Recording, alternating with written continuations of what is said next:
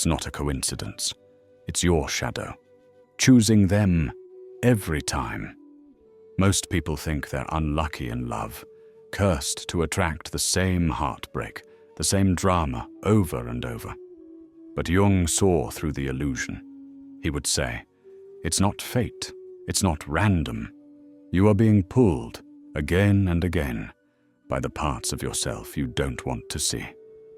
How many times have you found yourself in a relationship that felt strangely familiar? Maybe it started differently, but soon enough, the same arguments, the same disappointments, even the same betrayals returned. It's as if you're reliving a script you never meant to write. Most people call it bad luck or blame it on the other person. But Carl Jung, the founder of analytical psychology, had a more unsettling answer. He believed that your unconscious, the shadow part of your psyche, has a magnetic pull on your relationships.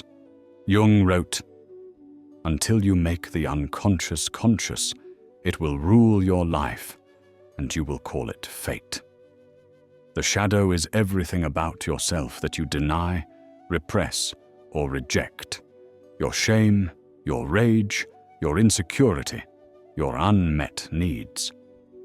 Jung said, "The shadow is a moral problem that challenges the whole ego personality, for no one can become conscious of the shadow without considerable moral effort. When you ignore these hidden parts, they don't disappear. They seek expression, often in the people you choose and the love you crave. This is the heart of shadow attraction.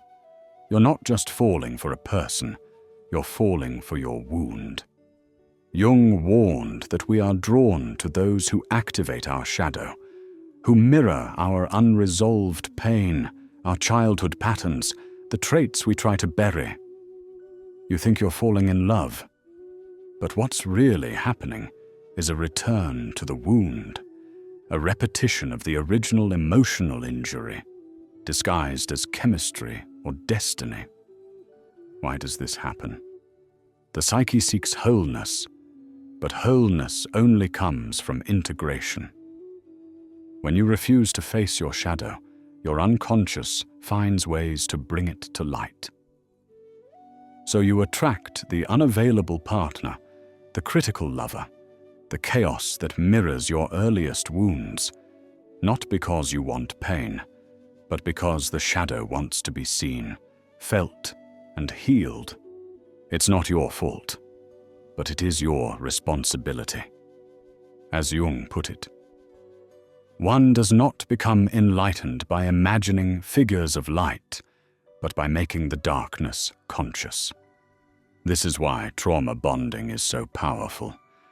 When you meet someone whose wounds match your own, the connection is electric, almost addictive.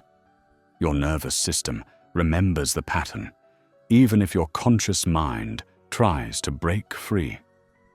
You keep attracting the same dynamics, not because you're broken, but because your psyche is trying to heal itself in the only way it knows.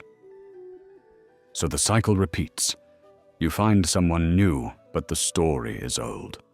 You promise yourself, never again. But the shadow finds a way back in, through a different face, a new name, but the same familiar pain. Jung called this projection, the unconscious act of casting your shadow onto others. He wrote, "Everything that irritates us about others can lead us to an understanding of ourselves."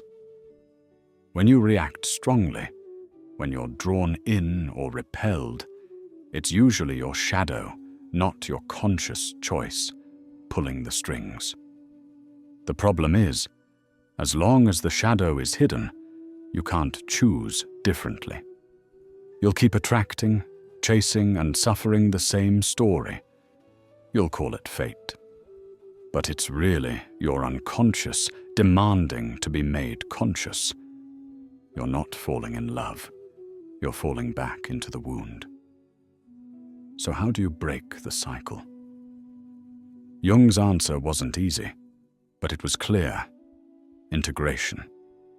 Facing your shadow, naming the parts of yourself you'd rather not see, is the only way to stop repeating the pattern.